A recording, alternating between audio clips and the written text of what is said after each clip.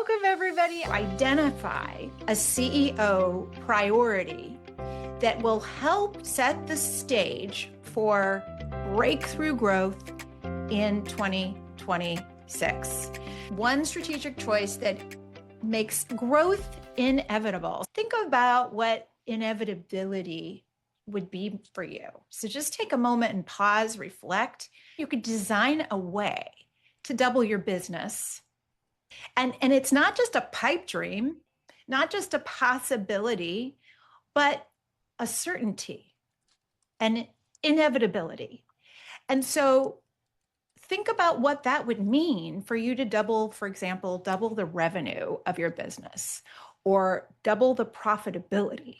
And if you were to make that inevitable, just ask yourself, what might need to change? Just take a moment and start to write down what would need to change. So we pinned it to a growth goal, doubling your revenue or doubling your profit, and what would need to change in order for that to manifest. Just start writing down whatever you can. Every year you are in business is an opportunity to experience breakthrough. Every year is a chance to create massive breakthrough. 12 months is an interesting amount of time.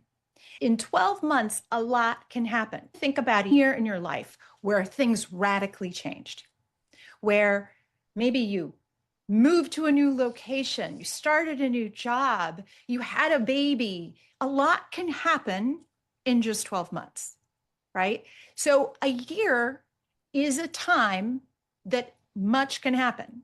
We start our years and we start our programs and we start our lives, and we hope that what is possible is we can have a breakthrough, but then we just resume back to our regular systems of operation. Part of the Force for Good model is we're always honoring where we are and then seeing what shifts and changes are necessary to create a new outcome. When you get up in the morning and you are going about your life and your business, that mostly you're on your hamster wheel. You are going through whatever systems you naturally go through. You have your regular habits. You do your regular things. It's whatever you eat, how much you sleep, how much you exercise, what you do first in the morning, how much time you spend on email, how much time you spend reading books, how much time you spend planning, how much time you spend on sales. All these things are part of your hamster wheel. And when you have a team, it includes whatever they're doing and whatever systems are in place. So if you have a CRM system, if it's working, if it's being used, if you have a financial system, if it's working, if it's being used, all these things make up the hamster wheel. And what happens most of the time is we get on the hamster wheel every day unconsciously because we don't realize that we're just doing the same things, maybe incrementally better. And then we wonder why from year to year we don't have breakthroughs. And it's not because that hamster wheel and the things we're doing every day aren't good. They just aren't designed to do the next thing. They're not designed to create a new breakthrough. And so what we want to do today is help you look at how you can show up a little differently in your work and your life. You can be the leader of breakthrough. And why this is really powerful as a CEO is because companies that are able to experience breakthroughs, just one breakthrough, can then become masters at breakthrough. So companies that stay the same forever, don't have the ability to innovate and grow, those are the ones that stay stuck. I invite you to contemplate stages of breakthrough. Companies go through stages. As we look at this slide, I invite you to consider, where are you? Which stage are you in? First, think about that. So the existence stage is the early part of a company. It's where your ideas are formulating, you're starting to get off the ground, you bring your first main product to market. You go from having 0 sales to 1 sale. You start to develop your first customers. Maybe you start to have your first 5 customers, 10 customers, 20 customers. And at this point, you have your founder, and probably the founder is the only full-time team member.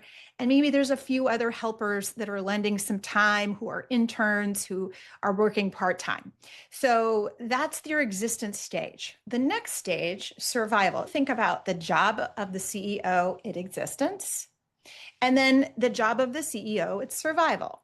Survival is the stage that most companies get stuck because they're on the hamster wheel. The hamster wheel can only grow incrementally, and incremental growth hurts. It's hard, it's painful. It's driven by how hard you work, not by the systems and leverage and people and teams that you have in place. Survival is the next step. And what we want to do in survival, every company goes through this stage, is you want to pass through it intentionally as fast as you can. Because it's that stage where you have customers, you have responsibilities, you're trying to get things in and out the door. Sales are happening. You have a sales funnel, but it's up and down. Sometimes it works, sometimes it doesn't. It's very founder dependent. Oftentimes you only get sales when the founder's focused on sales. And when the founder's not, everything dries up. Business is hard, and it's driven by the work of the founder. Typically, the founder's making a lot of decisions. There's not as many systems in place. There's not as many team members in place. So the founder has to do everything: marketing, sales, product, service, customer service, finance. So if this sounds familiar, just know that you're not alone, and that survival is hard. I've worked with many founders, and I've been in stages of my own companies of being in survival. Like Illume, we had a point where we had very high revenues, high 7-figure revenues, and we weren't at break even. It was very, very stressful. I was still involved in every single decision, and I'm really nervous about everybody making mistakes and doing things perfectly. Survival stage, it's one that we become attached to. It's like a part of our strength is living in survival as women in particular, but it becomes a bad habit. It becomes that thing we need to learn how to transcend and let go of. We're going to talk today about some of the things that'll help you shift out of it, but that's what survival looks like. The most important thing about survival stage is it's not delivering freedom, prosperity, or choices for the founder. In order to grow, you have to run faster. The next stage is scale, and this is the stage we want to get to. We want to accelerate getting to scale. Sometimes the path to scale is different than what our mind tells us. The path to scale is really about breakthroughs. It's about becoming good and powerful at growing in the way you decide you want to grow, doing it one thing at a time. As you are scaling, there's complexity. So you want to shrink back on as many things as you can so that you can be great at creating new scale. What happens when you have scale is you start to have enough gross profit coming through the door so that your company can afford more operating expenses, more team members, better processes and systems. You want to get to scale because as soon as you get to scale, you start to have enough money coming in at the top to invest in the things you want. Oftentimes in survival, because we're doing so many things, we can't scale because you're focused on too many things, and it's keeping you held hostage from the most important things, and that will lead to scale. Once you start to figure out how to scale, then your flywheel really starts to spin. And then you have enough cash. You can then go and get loans from the bank if you need it. You can get investors if you want. There's all kinds of things that happen when you are in a scaling situation. And so the objective for you as a CEO is to move as quickly as you can through survival. It's much easier to lead a cash flowing or revenue flowing company than it is to try to run one without it. Release everything that gets in the way, right? So that all the energy can be on helping you scale and deliver the promises that your customer needs. The final stage is impact. Impact happens in a force for good business when you achieve first level impact. We call it a 10-year impact goal. And it's aligned with your long-term vision, your 100-year vision. It's aligned with your core purpose and your values. It's aligned with who you serve and the transformation that you promise to your customers. When you achieve a 10-year impact goal, you're at a place where your company is prosperous, generating cash flow. You have a great team, great systems, you're continuously growing, and it's not all dependent on the founder. In fact, the founder has the choice to be in the business and have a role or step away and be on the board, or choose, if she wants, to even sell the business or hand it over to another operator and just really be an investor or shareholder. What we want to do is help you move through those sort of the messy stages of survival. This idea today of having a breakthrough goal and a CEO priority is the first step in helping you break out of survival mode and into scale mode. What is a 12-month breakthrough? Every year in business, we have the opportunity to stage a massive breakthrough.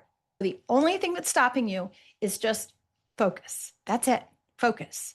A 12-month breakthrough is a powerful goal that will create truly remarkable results for you and your company.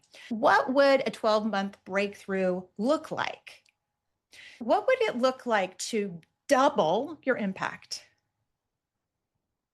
What would it look like to double your scale? If you doubled the number of customers you have, if you doubled the number of units you sell, if you doubled the number of prospects that you have every month. And now what it would look like to double your profit. How much profit did you make in the last 12 months? And then think about it, doubling success, doubling freedom, doubling company value. What would it look like to quadruple your impact? Quadruple the number of customers you serve, quadruple the number of prospects you have every single month, the number of people you invite to be your customer, the number of units you sell. What would a quadrupling number be? And what about profit? If you could 4 times that number. And what would 4 times the level of success look like? What would 4 times the freedom look like? What would 4 times the value of your company? If you don't know the value of your company, that's something for us to talk about another time, but it's important for you to know the value of your company. There's different ways to measure the value, but as you're growing your company, it's good to know what the value of your company is, both to yourself and to somebody else. It is an asset, your company. It's producing value in the world. It would be great for it to have its own intrinsic value separate from you. As you start to think about this, now we've thought about goals, which goal would create the most prolific value and momentum to your company? What would give you so many other new opportunities and allow you to have more flexibility and freedom? What would allow you to have more choices? What would allow you to do some things that you've been wanting to do, but you can't? What would make everything easier and more attainable and elevate the entire company to its next stage of evolution? Go ahead and formulate your 12-month breakthrough goal. Just create a goal. It could be just to double the number of revenue, double the number of customers that you have. Having a specific goal that's big and breakthrough, even if later on you change it, one of the things that gets in our way in creating growth is perfection. Needing to know, needing to be certain There is no certainty. There's only today. There's only this moment. We are running a thought experiment all the time in our business. Create a goal that feels really good and really juicy. Go ahead and write it down. There are different spectrums of success that we operate in. I catch myself often living in probable success mode. And it's really when I become super aware that I can get myself into inevitable success mode. But I spend time even in possible success mode. Let me talk to you about these three spectrums of success, because we all live in these various states. And what we want to do is identify how we can each live more regularly in the state of inevitable success, where it's guaranteed we're going to double revenue this year. So what does this look like? The first spectrum is possible success. Possible success is how we often live. You have 5 goals this year and a list of 20 to-do items. If that is your state, chances are you're living in a state of possible success. What it looks like day to day, you have a lot of energy spent in reaction mode. Things are happening and you're reacting. The founder is pulled in lots of different directions, and there is a lot of decision making that is happening. Or you've made a decision and you're not sure about it, and you keep making the same decision over and over again. Should I do this program? Should I not do this program? Should I do this marketing thing, or should I not do this marketing thing? Should I do this partnership? Should I not? This is signs that you're living in possible success mode. Progress at this stage depends on more effort, more than on shared clarity. Solving today's problems instead of building tomorrow's structure. Carrying too much content in your own head. Having all your plans or your ideas in your head. You're confusing responsiveness and I'd say responsibility with leadership. This is one of the pitfalls we have. I've seen this happen with a big company with 8 figures of revenue and 3 figures of healthy annual profit, and they were still in survival mode. It was because they felt that they needed to do everything. They felt that if they didn't, the team would think they were being lazy, when in fact, the team wasn't empowered. So confusing responsiveness and confusing responsibility with leadership. So the hidden cost is decision churn, draining energy, attention, and momentum. The next is likely success. When you set a goal and you feel like, oh, we're on track. We feel good about it. So a lot of goals, you're in that spot, right? You feel like, okay, I can see we're making progress. Things are going in the direction we want, but it requires so much energy and active management. There's fewer fires that you're dealing with every day, but you're still mentally exhausted because you've got so many things that you have to shuffle to. It's too many priorities and decisions. What you want is to have a plan that you can follow so you don't have to make decisions. When you have some decisions being guided by a plan, but not all of them, that's when you're still in this state of likely success rather than inevitable success. So there's focus, but there's periodical fragments where you're bleeding your energy. Watch for holding too many priorities that are strategically important. Watch for revisiting decisions. Watch for allowing good results to justify complexity. So this is like, okay, we can keep all of these products and all these programs and all these activities, even though only 2 of them are actually generating results. But we're going to keep doing it all because it's what we keep doing. Watch for relying on lots of meetings rather than just having clarity. You only need to have the weekly meeting. Watch for still deciding your way forward instead of executing clearly on a plan. Next is inevitable success. Inevitable success is when you know every day that you are going to get to that goal because your focus and your plan is so clear. One clear, focused top priority anchors everything. Daily actions serve that priority. You are Clearly letting go of some other things. This is one of the big signs that you're in inevitable success mode. You've decided certain things are not worth your time and attention. You've let go of certain initiatives, partnerships, maybe even customers, products, because you are going to focus on one thing. Everyone on the team, including you, can wake up every day and know the top priority, their KPIs tied to that priority, and where the company stands today relative to the goal. This is the most important piece right here. This is the litmus test. If you don't know what that top priority is, figure it out. Then, what's the measurement stick that helps you know if you're getting there? You'll start to feel a sense of calm. You'll start to feel a sense of direction. You'll be more confident. And you'll also be saying no more often to things that are no longer aligned. This is what inevitable success feels like. And that's what we want to do today. We want to create a place where you can develop inevitable success in your company. The distinction here is that founders misalign with inevitable success, not because they lack ambition or capability, but because they are still behaving as if success is optional.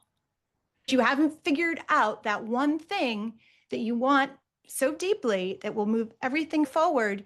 You're still letting yourself not be inevitable. The moment success becomes inevitable is when focus becomes non-negotiable. When you become really clear, your power is no longer diluted and you can do the thing. So today, we're here to talk about helping you have a breakthrough. I would love to share a little bit more about who I am and where this system comes from. I'm a 5-time founder and an impact investor. I've had 5 companies with varying levels of success. My first company closed in 2 years. We ran out of money. The next ones were more abundant, but entirely dependent on me. My last company, Illume Home Care, was the redesigning. Okay, I want to create a company that doesn't depend on me, that isn't about me, and I want to figure out how to scale it. So I took everything I learned from the previous companies that I grew. Illume was founded because I had this personal experience, as so many of us do. I have a stepdaughter. Her name is Amelia. She's 23 years old. When I met her, she was 5. Amelia is medically fragile. She was born at 26 weeks rather than the regular 40. She had a lot of medical complexities and still does today. She has cerebral palsy. She's nonverbal. She's in a wheelchair. She requires around-the-clock nursing care. And her life has been impacted by her early birth.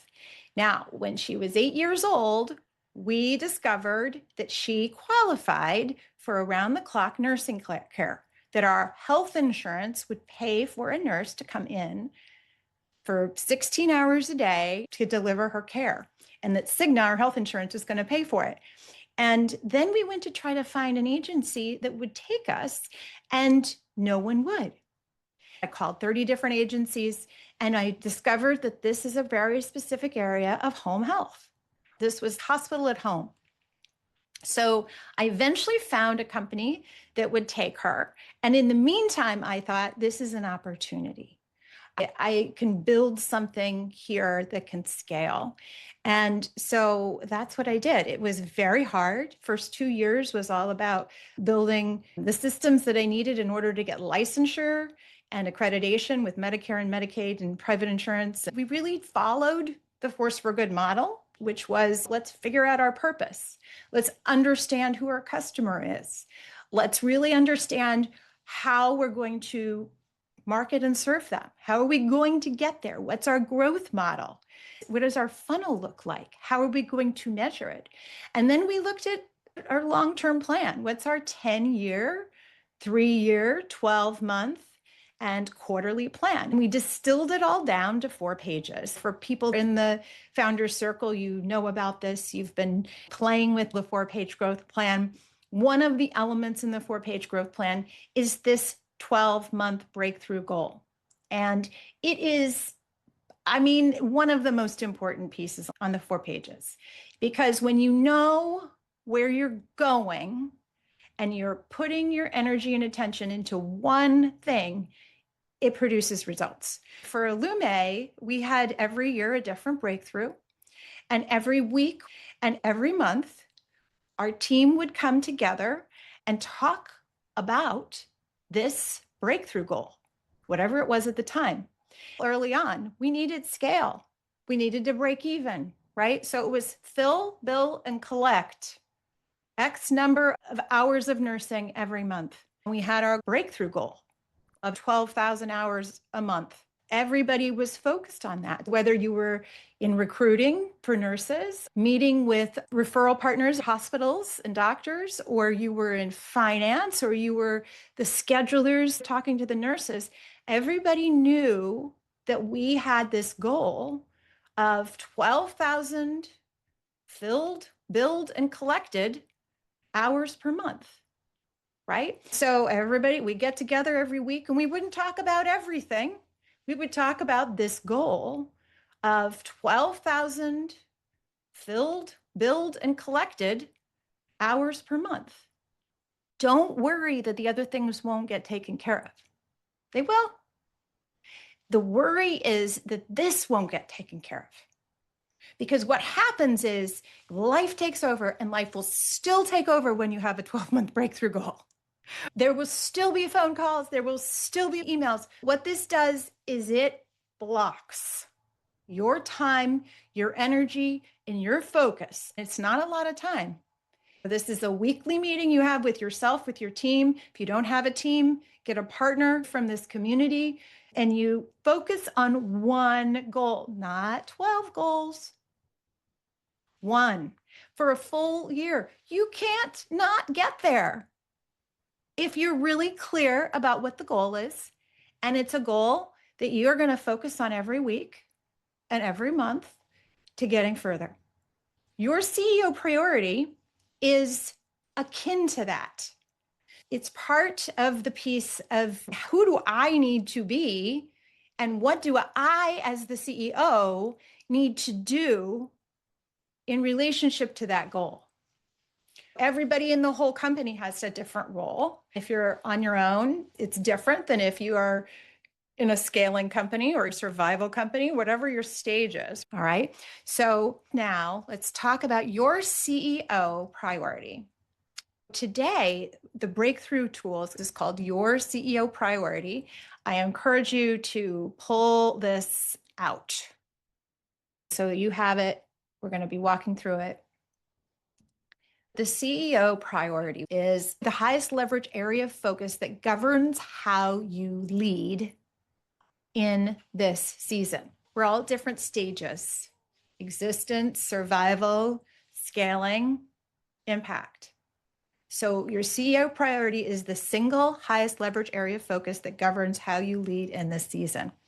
It's not what the whole company works on. It's where you, the CEO, focuses, where you lead most intentionally to accelerate progress on your 12-month breakthrough. So we're going to enter your CEO priority identifier, and I'm going to open up an example, and we're going to walk through it together. This is going to help you identify your very own CEO priority. The first couple pages really explain what it is and why it's important, but we're going to go right into it. Anchoring in your 12-month breakthrough goal. The first step is your breakthrough goal. I have a fictitious company called Savvy Kids. I use Savvy Kids a lot because it's a simple company. They're a company that provides educational toys for children. One of the things that they have is shoelaces. That's the first thing that they're selling is shoelaces. Maya is the name of the founder, and she is filling out this, and it will give you, as I walk through, it'll give you context for how you might want to fill the same thing out. So go ahead, write down what your goal is. For Savvy Kids, scale from 650,000 in revenue to 1.5 million in annual revenue by expanding school fundraiser and parent ambassador channels nationwide. That's their goal. So what's your goal? It can be a revenue goal, a number of customers goal, a profit goal, something tangible that will move mountains for your company. Then write down what would be available to you. If this goal were achieved, why would it be valuable to you? What would be meaningfully different in your company if you hit this goal? Just take a moment and write down a couple of things. Why does this matter? What would really demonstrate?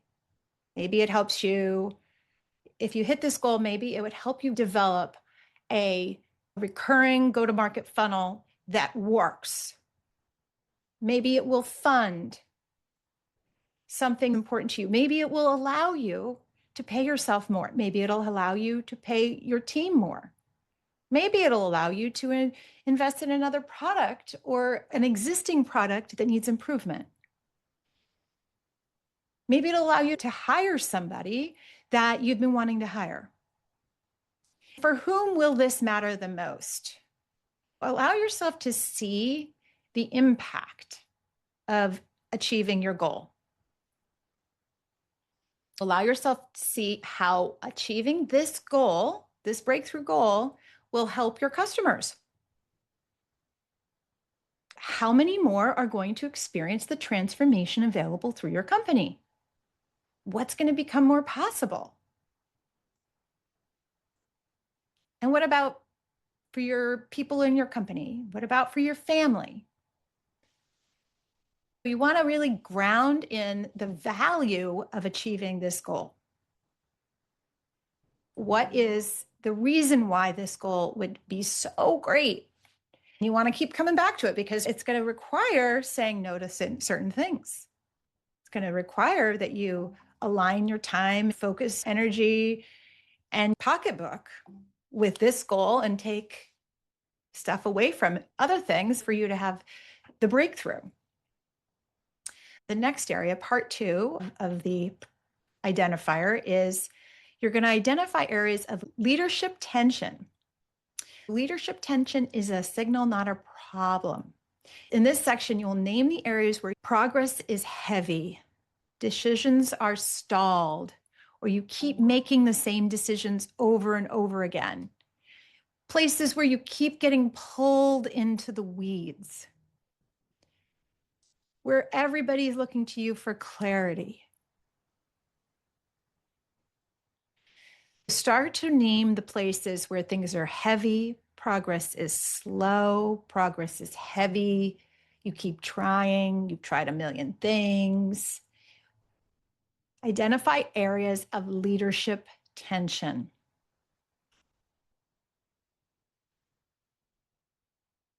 Here's where you're listing areas that currently require disproportionate CEO attention.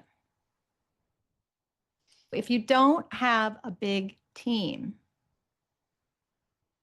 you're going to be in the weeds as a founder. You have to be even more clear about what your top priority is, because the weeds will always pull you in. If you have lots of priorities, you're going to have lots of weeds.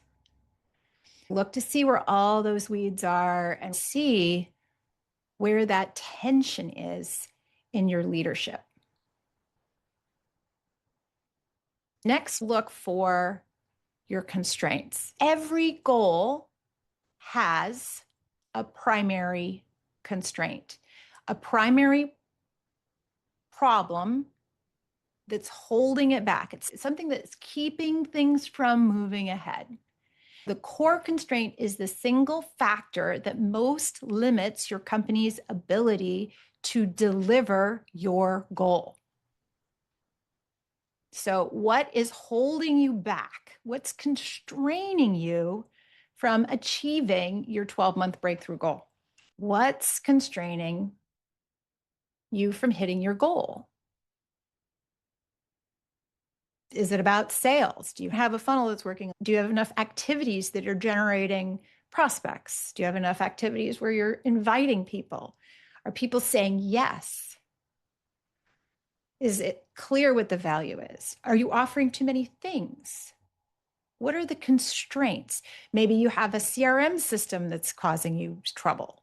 Maybe you can't respond as quickly as you want. What are the things that are constraining you? What's the problem that's holding you back from really getting out there and hitting your goal? Some examples here that Maya, our founder, wrote down. Growth depends too heavily on the founder. The school fundraiser expansion lacks a clear acquisition and activation playbook. Ambassador productivity varies. Channel strategy is intuitive rather than explicit or operationalized. These might be some things that you can relate to. What's constraining, holding back the breakthrough? So we want to find the core constraint. The core constraint is consequential. If it were solved, it would create a massive burst in progress. Improving a non-primary constraint might feel good and satisfying, but it won't necessarily create any meaningful results. So you want to look for the constraint that if you fixed it, it would make a big difference. Where does value slow down on the way to your customer? Where does work pile up, wait, or loop back?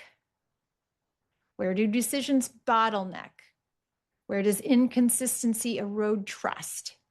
And where does your team hesitate? Where do you hesitate? So just let yourself see that there is a place, there is a problem in the way. What are the top 3 to 5? So for savvy kids, it lacks a scalable, repeatable growth system for schools and parent ambassadors that operates without CEO involvement. Another is growth depends too heavily on the founder. Another is that ambassador productivity varies. Finally, you want to identify your number one constraint, the number one thing that's holding back your breakthrough goal. Go ahead and write down what that is. What's constraining your growth? So those are constraints. Notice how this is for one goal and how much complexity there is when you're trying to solve for one goal. If you've got 5 goals, are you really giving it this level of attention? Can you optimize for that many constraints at one time? Yeah. Pick one and solve it. Maybe it'll take you a month. Maybe it'll take you a week. Maybe it'll take you a year. But figure out what that constraint is. One constraint you can solve. The constraint isn't something that necessarily will be forever. It's the constraint right now. The next question is, as you think about your CEO priority, what are the accelerators? What can speed things up? What are the multipliers? Start to brainstorm your accelerators. What would amplify your results? What would be a force multiplier? For example, it could be, I could accelerate if I were selling to bigger customers. I could accelerate if the time I was spending wasn't going to result in a $20 sale, but in a $10,000 sale. Right? Where can you find those accelerators? Accelerators can be all kinds of places. One of the accelerators I found when I was recruiting, our goal every month at Illume was to hire 12 nurses per month and bring home 3 kids from the hospital. Okay. And that was how we were going to fill, bill, and collect. Right. One of the things that created that outcome of hiring and putting into the field 12 new nurses every single month was I needed to have people who are focused on certain stage of the recruiting cycle. The first stage was getting enough interviews scheduled. The second stage was the day they came in, and we needed to get all kinds of compliance stuff done the day they were there. So we needed to innovate a whole experience to make sure that the day they came in, we got everything done, including where they were going to go, which patient they were going to see, what time it was going to start. We iterated and improved that day they came in. That became an area of acceleration. The other area of acceleration was having at the front certain people that didn't do anything else until they scheduled 10 interviews every single day. We had other people in place, so those people were not being interrupted with phone calls and email. Someone else was taking up background so they could focus on 10 interviews either done or scheduled. Where would that apply for you? What would accelerate your success for your goal? What are the things you could do? Write down what those would be and write down your top ones. What you don't want to do is have a whole bunch of accelerators. We homed in on making sure we had the 10 a day. We had people that were making sure before they looked at their email, before they had any meetings, that they booked 10 interviews. And once we got that going, then we said, okay, how can we make this day of interview so powerful? And then later we focused on the first day of orientation. And then later we looked at, okay, how can we make the 90-day success program for our nurses? How can we make sure that more of them stay? So you focus on the accelerators one at a time, just like you focus on constraints one at a time. Because if you start to tell yourself, I have to do everything, nothing happens. Pick one. All right, so then go ahead, write down what your accelerator is. What could be an accelerator that you could focus on now for the foreseeable time, for this season, that you want to really accelerate and improve to help your goal? And then you're going to now take a moment to be really clear. If we remove constraint and amplify accelerator, our breakthrough goal becomes not just possible, but inevitable. So write this down. Identify your constraint, identify your accelerator, and see how it connects directly to that breakthrough goal. In this case, we say if we remove our founder-dependent growth constraint and amplify our school and ambassador activation energy engine, our breakthrough goal of scaling from 650,000 to 1 million becomes not just possible, but inevitable. Write down something that actually lands for you.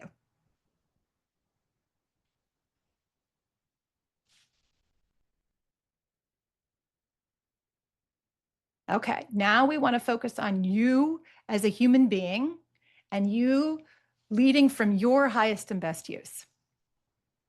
Every CEO has a zone of brilliance. Every person has a zone of brilliance, that place where your presence creates disproportionate impact. So, what is your unique brilliance as a CEO? What is your unique brilliance as it relates to this goal? What are you really good at? When we hear these breakthroughs, constraints, and accelerators, we think we have to do everything. Let's make sure it's in your zone of genius. Let's not have you doing things that you hate doing. Let's have you doing things that you're great at, that you love doing, that feel natural to you. So write down what your strengths are, the part of this problem that you're really good at, and where you should focus your attention. All right. So your CEO priority is where your zone of genius intersects with your company's greatest need. So define where you are going to be great and how you're going to lend that to your company in this season. So what shows up for you when you think of this? Where are you in your greatness, and where can you apply your greatness to your 12-month breakthrough? Write it down.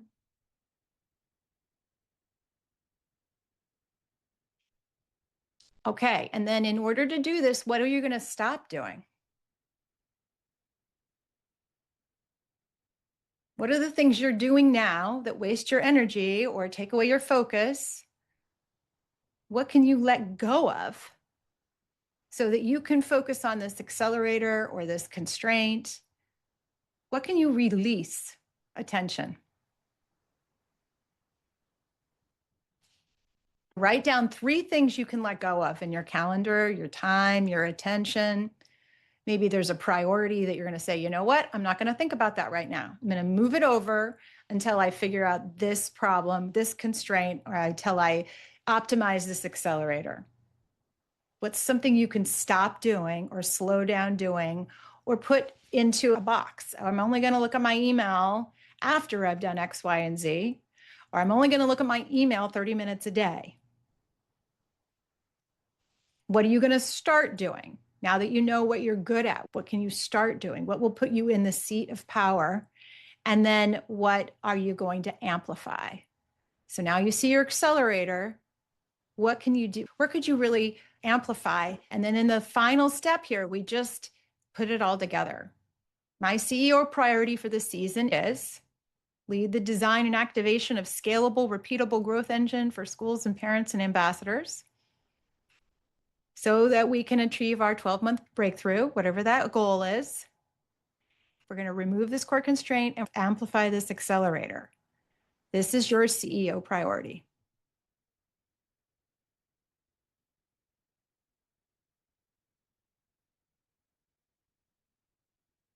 So you have the CEO priority now, and we've gone through the tool. This is one of the tools. You have access to the tool. You can go back, you can play with it. Hopefully you're starting to see clarity about how you can really align yourself with what you're wanting to achieve. You're starting to see how maybe you've been living in a state of probable success or likely success, but what about inevitable success? We have the Founder Circle. It is a way for you to grow your company in the company of other really wonderful women.